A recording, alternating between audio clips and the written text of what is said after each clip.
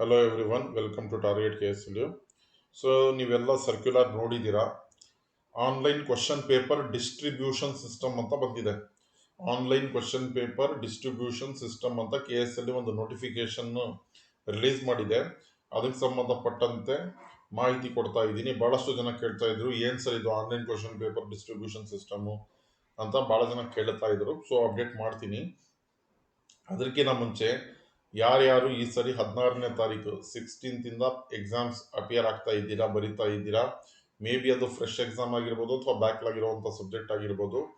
ಈಗ ಏನು ನಾನು ಡಿಸ್ಪ್ಲೇ ಮಾಡ್ತಾ ಇದ್ದೀನಿ ನಿಮಗೆ subjects: IPR 2, CPC, labour law 2, constitution 2, law of torts, contract 1, jurisprudence, environmental law, constitutional law 1, okay, interpretation of statutes, taxation, human rights, company law, banking law ಹಾಗೂ law of evidence. Old batch ಅವರಿಗೆ ಇದು.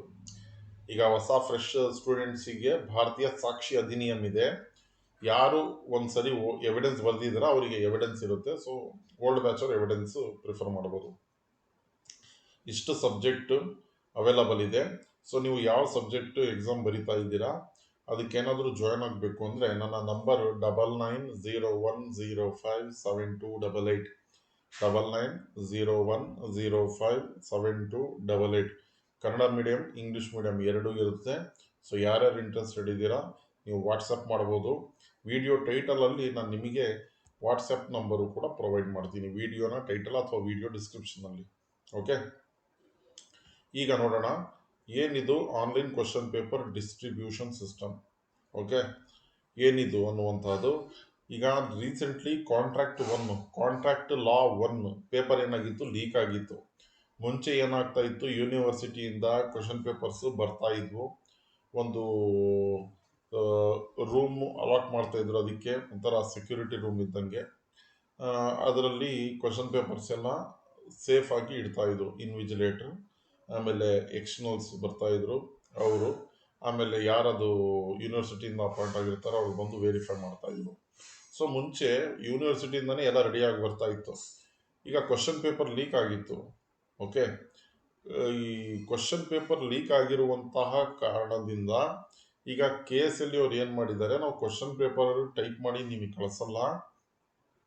Exam 9:30 ಇದೆಯಾ, 9 ಗಂಟೆಗೆ ನಾವು ಆನ್ಲೈನಲ್ಲಿ ನಿಮಗೆ ಕಳಿಸ್ತೀವಿ. ಅಲ್ಲೇ ನೀವು ಏನು ಮಾಡಬೇಕು, ಪ್ರಿಂಟ್ನ ತೆಗೆದು ಅಲ್ಲಿಂದಾನೇ ಅವ್ರು ಏನಿದೆ ಸಿಸ್ಟಮ್ ಅವ್ರದ್ದು ಪ್ರಿಂಟ್ ಇದೆಯೋ ಅಥವಾ ಹ್ಯಾಂಡ್ ಓವರ್ ಮಾಡಿಸ್ಕೊಂತಾರೋ. ಬಟ್ 9 ಗಂಟೆಗೆ ಅವ್ರಿಗೆ ಪೇಪರ್ ಅವೈಲಬಲ್ ಆಗುತ್ತೆ. 9 ಗಂಟೆಗೆ ಅವ್ರಿಗೆ ಪೇಪರ್, ಕಾಲೇಜಿಗೆ ಬರೋದೇ ಪೇಪರ್ 9 ಗಂಟೆಗೆ. ಅದನ್ನು ತೆಗೆದು ಆನ್ಲೈನಿಂದ ಏನಿದೆ ರಿಸೀವ್ ಮಾಡಿಕೊಂಡು ಅಲ್ಲಿಯೇ ಕಾಲೇಜಲ್ಲಿ ಎಷ್ಟು ಸ್ಟೂಡೆಂಟ್ಸ್ ಅಪಿಯರ್ ಆಗಿದ್ದಾರೆ ಎಕ್ಸಾಮಿಗೆ ಅವರಿಗೆ ಅಲ್ಲೇ ಕೊಟ್ಟು ಬಿಡ್ತಾರೆ. ಅಂದರೆ ಈ ಥರ ಮಾಡೋದ್ರಿಂದ ಏನಾಗುತ್ತೆ ಅಂದರೆ ಕ್ವಶನ್ ಪೇಪರ್ ಲೀಕ್ ಆಗುವಂಥ ಚಾನ್ಸಸ್ ಝೀರೋ. ಯಾಕಂದರೆ ಕಾಲೇಜಿಗೆ ಸಿಗೋದೇ 9 ಗಂಟೆಗೆ. ಸಿಕ್ಕರೆ ಹೆಚ್ಚು ಕಡಿಮೆ ನೀವು 9 ಗಂಟೆಗೆ, ಈ ನೋಟಿಫಿಕೇಶನಲ್ಲೂ ಹೇಳಿದೆ, ಸ್ಟೂಡೆಂಟ್ಸ್ ಎಲ್ಲ ಅರ್ಧ ಗಂಟೆ ಮುಂಚೆ ಇರಬೇಕು. ಅಂದರೆ 9:30ಗೆ ಪೇಪರ್ ಇದೆ ಅಂದರೆ 9 ಗಂಟೆಗೆ ಬರಬೇಕು. ಮಧ್ಯಾಹ್ನ 2 ಗಂಟೆಗೆ ಪೇಪರ್ ಇದೆ ಅಂದರೆ 1:30ಗೆ ಬರಬೇಕು. ಅಂದರೆ ಸ್ಟೂಡೆಂಟ್ಸು ಅರ್ಧ ಗಂಟೆ ಮುಂಚೆನೆ ಬಂದು ನಿಮ್ಮ ರಿಜಿಸ್ಟ್ರೇಷನ್ ನಂಬರ್ ಎಲ್ಲಿರುತ್ತೆ ಅಲ್ಲಿ ಕುತ್ಕೊಂಡಿರಬೇಕು. ಅವಾಗ ಅಲ್ಲಿ ಕಾಲೇಜಿಗೆ ಪೇಪರ್ ಬರುತ್ತೆ. ಅಂದರೆ ಹೊರಗಡೆ ಪೇಪರ್ ಲೀಕ್ ಆಗುವಂಥ ಚಾನ್ಸಸ್ಸೇ ಇರೋದಿಲ್ಲ. ಆಮೇಲೆ ನೋಟಿಫಿಕೇಶನ್ ಇದು ಸರ್ಕ್ಯುಲರಲ್ಲಿ ಏನು ಹಾಕಿದ್ದಾರೆ, ಯಾರು ಅರ್ಧ ಗಂಟೆ ಮುಂಚಿತವಾಗಿ ಬರೋದಿಲ್ಲ. 9:30ಗೆ ಪೇಪರ್ ಇರುತ್ತೆ.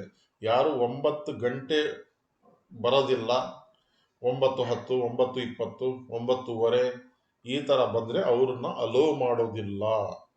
ಓಕೆ, 9:30ಗೆ ಪೇಪರ್ ಇದೆ ಅಂದರೆ 9 ಗಂಟೆಗೆ ನೀವು ಕಾಲೇಜ್ ಒಳಗಡೆ ಇರಬೇಕು. ಓಕೆ, ರೂಮ್ ಹತ್ರ 9 ಗಂಟೆಗೆ. ಇನ್ನೂ ಒಂದು 5-10 ನಿಮಿಷ ಮುಂಚೆ ಇದ್ರೂ ನಡೆಯುತ್ತೆ. ಮಧ್ಯಾಹ್ನ 2 ಗಂಟೆಗೆ ಪೇಪರ್ ಇದೆ ಅಂದರೆ 1:00ಗೆ ಇರಬೇಕು ನೀವು. ಓಕೆ, ನಾನು 2 ಗಂಟೆಗೆ ಬರ್ತೀನಿ, 9:30ಗೆ ಬರ್ತೀನಿ ಅಂದರೆ ಅಲೋ ಮಾಡಲ್ಲ. ಯಾಕಂದರೆ ಆನ್ಲೈನ್ ಡಿಸ್ಟ್ರಿಬ್ಯೂಷನ್ ಸಿಸ್ಟಮ್ ಇರುವುದರಿಂದ. Okay, so this is all about circular from KSLU. So ಈ ವಿಡಿಯೋನ ನಿಮ್ಮ ಫ್ರೆಂಡ್ಸ್ ಜೊತೆ ಶೇರ್ ಮಾಡಿ. Thanks for watching. Thank you so much.